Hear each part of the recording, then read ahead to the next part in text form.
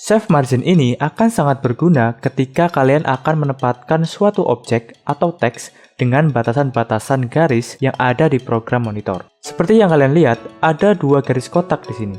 Kotak paling luar dinamakan Action Save, di mana 90% dari layar berada di area Action Save. Semua hal penting seperti objek, tindakan, dan lain sebagainya harus berada di dalam kotak ini.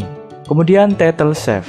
Seperti namanya, Title Save adalah area aman untuk menempatkan teks, logo, dan lain sebagainya. Sehingga Save Margin adalah area aman untuk menempatkan suatu objek atau teks agar terlihat rapi dan sesuai aturan batasnya. Namun, Save Margin masih tetap bisa kita atur sendiri atau Custom Margin. Caranya ke File, Project Setting, General, kemudian atur di bagian ini sesuai yang kalian butuhkan untuk menempatkan batas penempatan objek atau teks.